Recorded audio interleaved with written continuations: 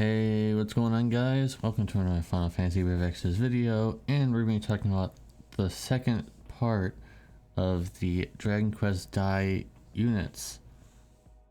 So, supposedly, this is a very popular series in Japan, so I guess that explains why there are two parts, I guess. And let's see how well these do compared to the last ones, because the last ones were just kind of okay, but nothing truly amazing. I mean, obviously Mam is very powerful, but she's light. We already know how it's basically light is like the new dark in the JP version right now. So anyways, both sides, he actually is a brave shift unit. I can't believe it, right? It's crazy.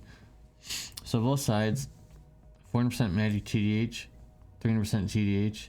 Don't fret about that too yet. Don't be scared about that. It's okay.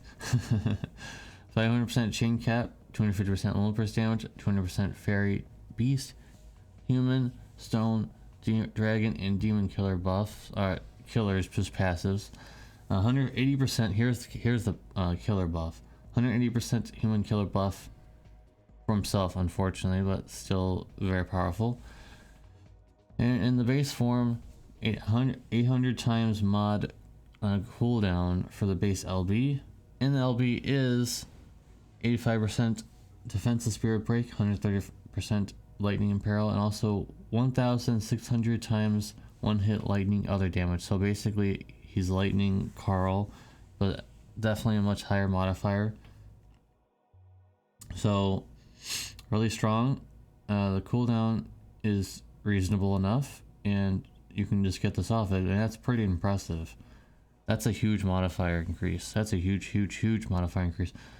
Carl's was like 1,900 times. So if this guy, let's see how much that is. Yeah, he's gonna hit harder than Carl by a bit, by quite a bit, because he's 2,400 times, whereas Carl's was 1,900 times. So you can, if you check out my Carl videos, you already know how hard he's hitting. This guy's gonna be hitting quite hard. The downside, if you want to call it a downside, he doesn't have any partners for breaking. Unlike Ish and Carl had like a really good combination. I don't think this guy has a partner. Nah, Dorgan is just a damage dealer, so he's not a breaker. So I guess you just rely on his breaks and his LB and SLB, I suppose. And you'll have to find someone who could do a sword in peril, because yeah, sword in peril needed. Definitely, since he doesn't rely on killers in his base form, he needs some way, you need to figure out a way of getting a sword in peril in there somehow. So anyways, in the brave shift form, 50 times, only 50 times, but you'll see why it's only 50 times. 50 times mod for LB. The LB is 85% spirit break, 130% lightning imperil, 300 times 300% level burst damage buff, one hit lightning magic damage, 200 times 100, so it's stacking 100 times each, and then 300 times max, 350 times max mod with the cooldown buff. So the reason why I didn't really mention anything in his base form or base shift form in terms of abilities, because it's just standard fare, you know, the stuff that everybody gets. And in the brave shift form, he does have pretty high chaining mods, but why would you be using that? Like this happens with a lot of units that have limited brave shifts. They have very strong modifier chaining, but why would you use it when you have a really strong finisher in the form of his LB? So I just wish he had infinite turns. It'd be really amazing, because you could swap between what you want to do. But there's one twist where the base form is actually really powerful for once. Usually it's like the base form is kind of meh, but the brave shift form is really powerful. But both forms are actually really powerful, so he's very versatile. Sadly, no infinite turns. That's one con. And the other con is only one use of the human killer buff and only lasts for 2 turns. That's really that's not a very long time. So you have to get things done pretty quickly if you want to use it. You'd have to entrust him to get his max stacks with the 280% human killer buff. So on turn 1, you use it, or you brave shift, you use it.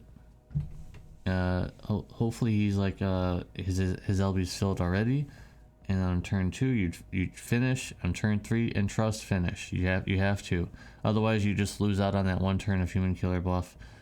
And obviously if you're not finding a human, you don't care, but it is very valuable, very high killer. So my score is definitely going to be going really high of 9 out of 10. I like that he has a brave shift. I like that he is very versatile. I like that his base form is actually useful for once. Usually, like I mentioned, usually brave shift forms, usually base forms and brave shift units are not so good, but his is quite good and actually pretty powerful. So, yeah, 9 out of 10 for Baran. We got Hadler here. Hadler? I don't know. Anyway, 8 times mod buff for several of his abilities. I don't really care to list them all. 25% fist and parallel on a cooldown. That's at least somewhat unique. I wish it was a little higher, but that's okay. And his fist, his tuning of fist, his STR doesn't give him any flat attack or magic, I mean. And his TMR is literally just 500 flat magic for himself. So it doesn't give him anything too super special other than just equipping that, I suppose. And he has 700 times one hit fire magic with 50% spirit ignore, boosted by the 80 times mod. So it's actually 780 times mod with 50% spirit ignore. So it's even higher than that. So it'll hit pretty high. It'll hit pretty high. You can use that. You can use that with Roka if you like. So Roka actually sees even more use. 200% magic TDH, 500% cap.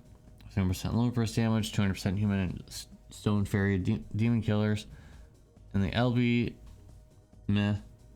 There is a 30% magic store in there, so it's similar to Poppy, and the SLB 135% fire and peril, 2 hits technically, so 1 hit and then another 1 hit, 300 times fire magic damage, and it's 360 times if a human enemy. So it's basically. Really, if you want to make it very simple, this is basically Fire Pone or Fire Poppy with some other odds and ends that you can do. So anyways, the only con I could really think of that really hurts it is that his Chain Mastery is locked behind EX2, but since he's an SLB, you really want to go for EX3 anyways. But I don't really see anything that special about him, so I'm just going to go 8 out of 10. He's going to do a lot of damage probably, but nothing that out of the ordinary compared to the last unit. The last unit is definitely the gold standard when it comes to this banner already. This guy is just another magic DPS, magic finisher DPS that is kind of just good, but just nothing really out of the ordinary. Nothing that is making him super special, really. Oh my god.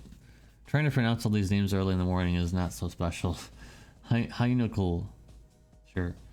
His STMR actually compensates for having maybe some resistances, so he has quite a few resistances, or not everything unfortunately, and also gives some 500 flat attack and spirit for him only, so it's pretty decent, but you can only equip that on magic tanks, so pretty much only for him. And 70% general magic mitigations, 80% magic demon mitigation. That's really high. I'm actually curious to see how well he would do against the new boss on the JP version. It'd be very interesting. The Celeste magic type cover where he has stat buffs and all those other things that are tied to the cover.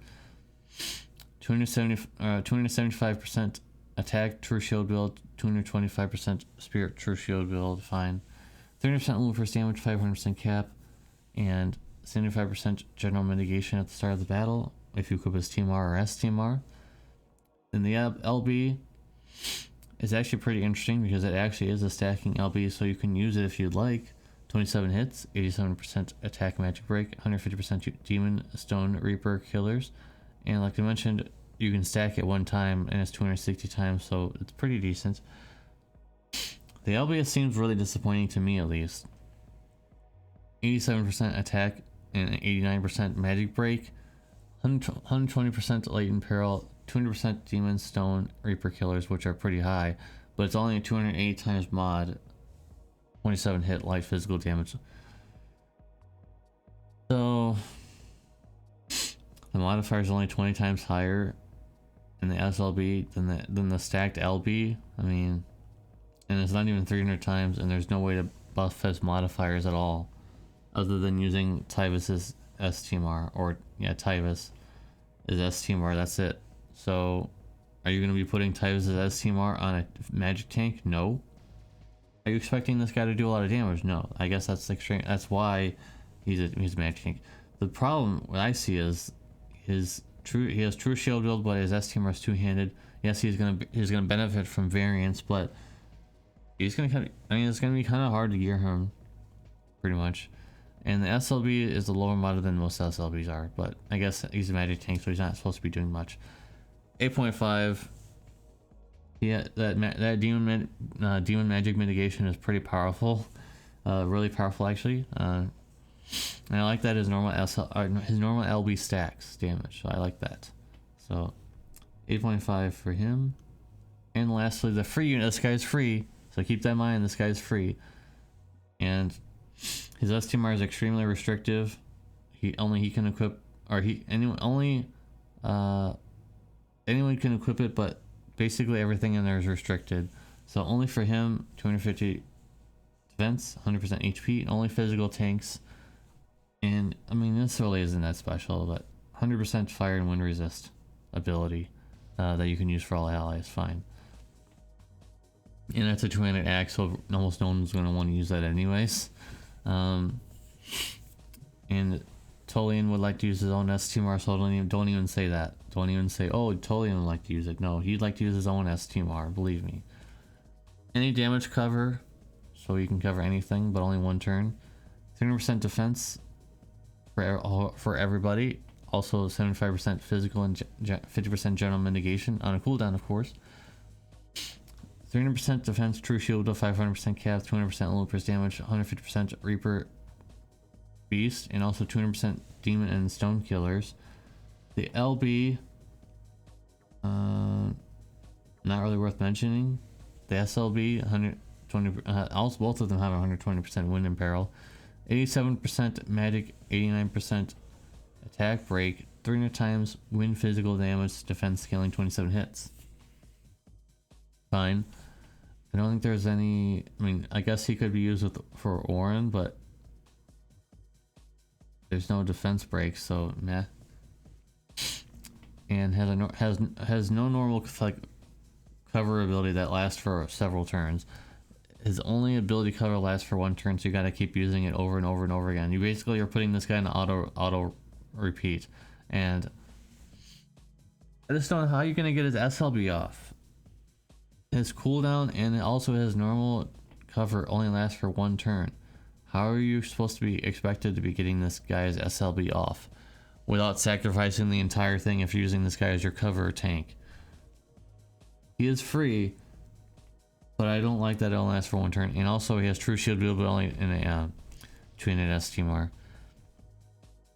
I don't like that his covers last for one turn. Like, what's the point of that? Also, another con, or pro, depending. This one is depending on what you want him for. But yeah, I forgot to mention he also has 100% auto provoke built into a passive. So that could be a con, that could be a pro, depends. But I don't like that his thing only lasts for one turn. My voice is dying, so let's get out of here pretty quickly. 7. I'm gonna give him 7, and that's generous. I don't like that his cover only lasts for one turn, dropped his score down substantially, but he is free, and you can get shards for free in the event that's currently going on.